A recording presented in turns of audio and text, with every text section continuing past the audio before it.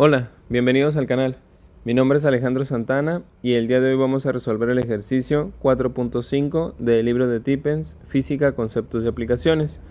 Dice, si el peso del bloque de la figura 4.19a es de 80 newtons, ¿cuáles son las tensiones en las cuerdas A y B? Bueno, este ejercicio, o más bien esta figura, ya se había utilizado para resolver el ejercicio 4.1 o 4.2, no recuerdo cuál de ellos, pero en ese caso lo habíamos resuelto de una manera general. Creo que de hecho ni siquiera preguntaba por tensiones, más bien quisiéramos el estudio del diagrama de cuerpo libre y algunas otras cosas, fue las que estudiamos en ese video. En este caso ya nos dan un valor para el peso, que son 80 newtons, y ya nos piden entonces los valores de tensión que tendrían que soportar las cuerdas para ese peso en particular. Entonces vamos a empezar a resolver este ejercicio.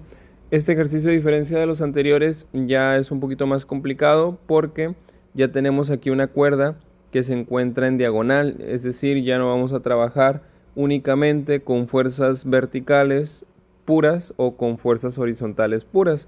Aquí vemos que la tensión A pues sí será una fuerza horizontal, porque vemos que la cuerda está colocada de esa manera, de manera horizontal, pero al tener esta cuerda que tenemos aquí, tendremos que hacer una descomposición del vector fuerza, que sería la tensión en la cuerda B. Entonces, bueno, vamos a empezar haciendo eso. Hay que recordar que para poder trabajar con estos ejercicios de equilibrio traslacional necesitamos hacer uso de plantear ecuaciones de equilibrio, es decir, serán ecuaciones que igualaremos a cero, que de hecho la forma de escribirlo sería la sumatoria de fuerzas en X es igual a 0 y la sumatoria de fuerzas en Y es igual a 0. Estas dos ecuaciones son condiciones de equilibrio. Aquí lo que estamos diciendo es que todas las fuerzas que actúan de manera horizontal, porque el eje X es horizontal, nos da un valor de 0. Esto quiere decir que todas las fuerzas se anulan entre sí, se compensan entre sí. Es decir, si tengo una fuerza apuntando a la derecha, necesitaré otra fuerza apuntando hacia la izquierda de la misma magnitud para que el efecto de esta fuerza se anule con esta otra fuerza. Y de esa manera no haya movimiento en este punto donde estamos colocando las fuerzas. De igual manera funciona esta ecuación, pero en el eje vertical, es decir, en el eje Y. Entonces, por eso es necesario plantear las dos ecuaciones de equilibrio, tanto a lo horizontal como a lo vertical. Es decir, este objeto o este sistema no se está moviendo ni a derecha ni a izquierda, ni arriba ni hacia abajo. Entonces, eso es lo que necesitamos plantear. Ahora, entonces, necesitamos entender cómo están las fuerzas en este sistema. Entonces, lo que vamos a hacer es colocar este punto, que vendría siendo este punto que tenemos aquí, donde se conectan las tres cuerdas, y de ahí vamos a determinar cuáles son las fuerzas que están actuando en este sistema. En este caso, la fuerza más obvia pues vendría siendo la del peso del objeto que tenemos ahí. Entonces ahí tendríamos una fuerza que tiene una dirección vertical hacia abajo de 80 newtons. Muy bien, luego tenemos estas dos cuerdas A y B. Ahora, aquí hay algo muy importante de hacer notar. Estas dos cuerdas son dos elementos que no son cuerpos rígidos, es decir, se deforman ante la compresión. Es decir, si yo tengo un objeto duro, por ejemplo, como una piedra o un bloque o algo así, yo lo puedo comprimir. Comprimir vendría siendo que las fuerzas actuaran de esta manera en el bloque, como si lo aplastaran. Entonces, aquí no pasa nada porque es un objeto rígido que su deformación, porque sí se deforma, pero es prácticamente despreciable esa deformación. En cambio, ¿qué pasa con una cuerda? Una cuerda yo no le puedo aplicar fuerzas de esta manera porque entonces se doblaría, tomaría esta posición la cuerda. Entonces ya no estaría tensionada esa cuerda. Entonces siempre que nosotros vayamos a trabajar con elementos que sean flexibles, como en este caso cuerdas, que no sean cuerpos rígidos, tenemos que considerar que están trabajando a tracción. Eso es decir, que se están jalando, es decir, que están en tensión. Entonces, la manera en que tienen que estar trabajando tanto la cuerda B como la cuerda A tiene que ser la siguiente. En este caso, la cuerda B tendrá que estar jalando a este elemento que tenemos aquí y la cuerda A tendrá este sentido y esta dirección de la fuerza, porque está jalando a este punto que tenemos aquí. Entonces esas serían las direcciones y los sentidos de las tensiones de las cuerdas, de la tensión A, vamos a llamarle aquí, TA y TB. Ahora, ya tenemos entonces establecido el diagrama de cuerpo libre, ya más o menos tenemos visualizado cómo están actuando las fuerzas y las tensiones en este sistema. Ahora lo que necesitamos hacer es plantear nuestras ecuaciones de equilibrio, sumatoria de fuerzas en X igual a 0 y sumatoria de fuerzas en Y igual a 0. Pero aquí hemos dicho que tenemos un pequeño problema con la tensión B, porque esta tensión B no está actuando ni horizontal puramente ni vertical puramente, sino que está actuando en los dos ejes, está actuando en el plano XY. Entonces necesitamos hacer la descomposición de ese vector TB y lo que vamos a hacer es convertirlo, ese vector, en dos vectores que son componentes del original, que le vamos a llamar TBX, porque vendría siendo la componente en X del vector TB, y también tendríamos la componente TBY, que sería la componente en Y del vector TB. Aquí los dibujo de otro color porque es importante entender que estas no son dos fuerzas nuevas, sino que a conveniencia de nuestro ejercicio estamos cambiando este vector TB, el original, por estos dos vectores, pero la suma de estos dos vectores son el vector original. Entonces no es que haya dos fuerzas nuevas, sino que más bien este vector lo estamos visualizando mediante dos vectores que lo componen. Ahora, ¿eso por qué? Porque en este caso vemos que TBX sí es una fuerza completamente horizontal y TBY sí es una fuerza completamente vertical. Entonces TBX sí lo podremos utilizar aquí en sumatoria de fuerzas en X y TBY sí lo podremos utilizar en sumatoria de fuerzas en Y. TB no lo podíamos utilizar ni en uno ni en otro porque no era puramente horizontal ni era puramente vertical. Entonces siempre es necesario que cuando tengamos fuerzas de esta manera se descompongan en fuerzas horizontales y en fuerzas verticales para poderlas utilizar en alguna de las dos ecuaciones. Muy bien, ahora vamos a empezar con la sumatoria de fuerzas en X. Vemos entonces que tenemos la tensión A, que está actuando solamente en el eje X, entonces esa sí la podremos meter en nuestra ecuación. Entonces nos quedaría que la tensión A la vamos a escribir aquí. Ahora, aquí hay que elegir un sentido para los valores positivos y los valores negativos. Generalmente el lado izquierdo se asocia con valores negativos y el lado derecho se asocia con valores positivos. Entonces a esta TA que está apuntando hacia la izquierda la vamos a considerar negativa y por eso es que le anteponemos este signo de menos. Muy bien, luego tenemos ¿qué otra fuerza? Tenemos la TBX. Aquí básicamente lo que estamos haciendo es cancelando esto, o sea, al tener estas dos componentes ya no podemos tomar en cuenta TB, solamente podemos tomar TBX y TBY. Entonces vemos que la otra fuerza que está actuando en el eje X es TBX y esta está apuntando hacia la derecha, entonces esa la vamos a escribir positivo. Ahora bien, ¿hay más fuerzas que actúen en el eje X? No, porque solamente tenemos TBY y W y esas dos fuerzas actúan en el eje vertical. Por lo tanto, al ya no tener más fuerzas en X, esto lo vamos a igualar a 0. ¿Por qué? Porque se supone que esto está en equilibrio y para que eso esté en equilibrio tiene que estar igualado a 0. Muy bien, hacemos lo mismo ahora con la sumatoria de fuerzas en Y. Vemos en este caso que la fuerza más notoria que actúa en el eje Y es el peso W. Entonces le vamos a poner aquí menos W. ¿Por qué? Porque por la misma razón. Hacia abajo vamos a considerar que las fuerzas son negativas, hacia arriba las vamos a considerar positivas. Entonces nos queda menos W. Luego, ¿qué otra fuerza tenemos? Tenemos la fuerza TBY. Entonces, como TBY apunta hacia arriba, la vamos a escribir positiva. Y nuevamente necesitamos que esto esté en equilibrio, por lo tanto vamos a igualar a 0. Muy bien. Ok, ahora, ¿qué más tenemos que hacer? Bueno, tenemos que con TBX y con TBY, a pesar de que ya no podemos usar TB, sino que tenemos que usar TBX y TBY, necesitamos seguir utilizando las fuerzas, la fuerza o la tensión TB. ¿Por qué? Porque el único valor que conocemos viene siendo W. Entonces aquí este valor lo conocemos. TA no lo conocemos, TB tampoco lo conocemos, TBX, perdón, y TBY tampoco lo conocemos, son tres variables. Si recuerdas, cuando nosotros tenemos dos ecuaciones, el máximo número de variables que nosotros podemos encontrar es de 2. Entonces, al solamente tener dos ecuaciones, es necesario tener solamente dos variables para que podamos encontrar los valores numéricos. Pero en este caso tenemos 3. Entonces, ¿qué es lo que pasa? Bueno, que necesitamos que TBX y TBY dependan otra vez de TB. ¿Por qué? Porque al depender TBX de TB y TBY también depender de TB, entonces solamente tendríamos la variable TB y la variable TA, y entonces tendríamos únicamente dos ecuaciones para dos variables, lo cual se puede resolver. Entonces, ¿cómo vamos a asociar TBX y TBY con TB? Mediante las ecuaciones, perdón, las funciones trigonométricas, o más bien las relaciones trigonométricas. Entonces, la forma de asociarlo es la siguiente. Vamos a utilizar este ángulo que tenemos aquí. Vamos a dibujarlo acá abajo.